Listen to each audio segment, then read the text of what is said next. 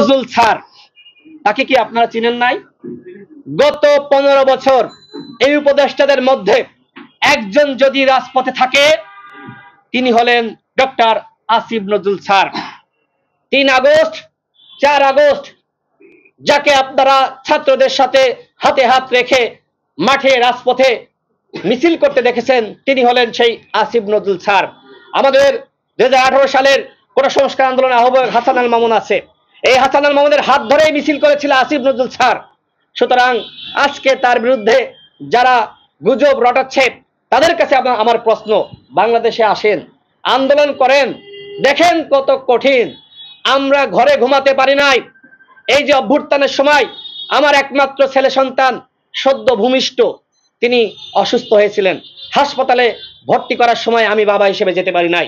আমাদের কত সংগ্রাম, কত ত্যাগ, এই ত্যাগের সাক্ষী আসিফ নজরুল এবং আসিফ নজরুলের ত্যাগের সাক্ষী গণ অধিকার পরিষদের নেতৃবৃন্দ।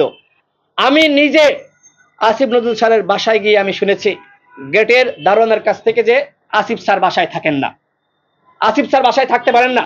তিনি তার বক্তব্য স্পষ্ট করেছেন যে তিনি ওই সময় সেনা হেফাজতে ছিলেন নাকি তিনি অন্য একজন শিক্ষকের বাসায় তিনি লুকিয়েছিলেন।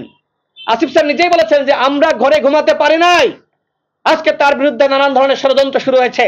আমরা মনে করি এই ষড়যন্ত্র অন্তর্বর্তীকালীন সরকারকে অস্থিতিশীল করার ষড়যন্ত্র। আপনারা দেখবেন সব থেকে বেশি আওয়ামী লীগ প্রোপাগান্ডা ছড়িয়েছে কার বিরুদ্ধে?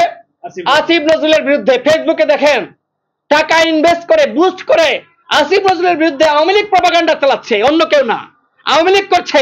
আজকে ওই আওয়ামী লীগের সাথে হাত মিলিয়ে যারা আসিফ নজরুলের বিরুদ্ধে প্রোপাগান্ডা চালাবে আমরা মনে করি তারা আওয়ামী লীগের দোসর। অন্যথায় এরকম একজন বিপ্লবী উপদেষ্টা, একমাত্র বিপ্লবী উপদেষ্টা, আর কোন দ্বিতীয় বিপ্লবী উপদেষ্টা এই অন্তর্বর্তীকালীন সরকারে নাই ছাত্ররা ব্যতীত। একজন আছেন, সেই একজন ব্যক্তিকে নিয়ে যারা ষড়যন্ত্র করছে তাদের গত 15 বছরে অবদানটা কি?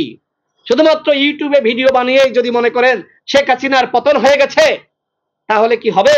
রাজপথে আন্দোলন ব্যতীত পৃথিবীর ইতিহাসে কোনো সরকারের পতন হয়নি। রাজপথে আন্দোলন না করলে, শুধুমাত্র ইউটিউবে ফেসবুকে আন্দোলন করলে সরকারের পতন হয়ে যায়? সরকারের পতনের জন্য দেশের 2000 মানুষ শহীদ হয়েছে। রাজপথের আন্দোলন ছাড়া হাসিনার পতন হয়নি। সুতরাং সেই রাজপথের যোদ্ধা হলো আসিফ নজরুল। এই রাজপথের বিপ্লবী যোদ্ধার বিরুদ্ধে যারা ষড়যন্ত্র করবে গণ অধিকার পরিষদ তাদের বিরুদ্ধে আন্দোলন সংগ্রাম করে তুলবে।